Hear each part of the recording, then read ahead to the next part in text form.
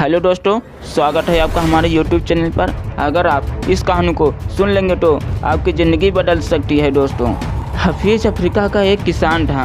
वह अपनी ज़िंदगी से खुश और संतुष्ट था। हफीज खुश इसलिए था क्योंकि वह संतुष्ट था।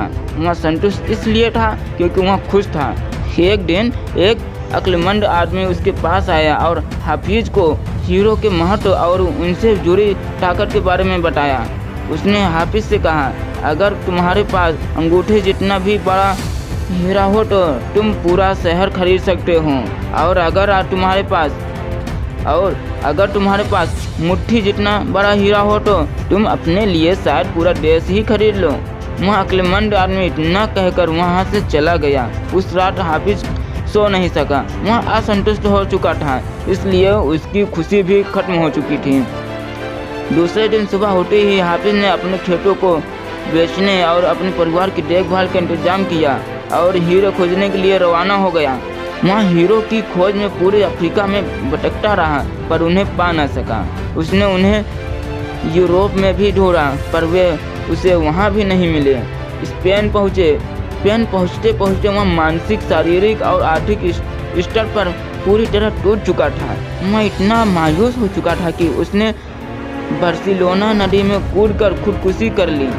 इधर जिस आदमी ने हाफिज के खेत खरीदे थे, वह एक दिन उन खेतों से होकर बहने वाले नाले में अपने ऊँटों को पानी पिला रहा था। तभी सुबह के वक्त उग रहे सूरज की किरणें नाले के दूसरी ओर पड़े एक पत्थर पर पड़ी और वह इंद्रधनुष की तरह जगमगा उठा।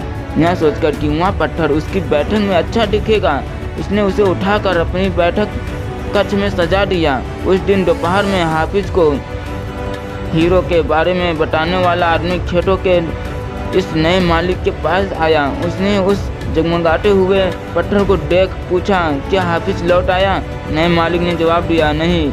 लेकिन आपने यह सवाल क्यों पूछा?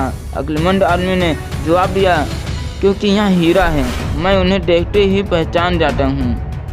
नए मालिक ने कहा, नहीं, यह तो महज एक पत्थर है, मैंने उसे नाले के पास से उठाया है। चलिए मैं आपको दिखाता हूँ, वहाँ ऐसे बहुत सारे पत्थर पड़े हैं। उन्होंने वहाँ से बहुत सारे पत्थर उठाए और उन्हें जांचने परखने के लिए भेज दिया। वे पत्थर हीरे ही साबित हुए।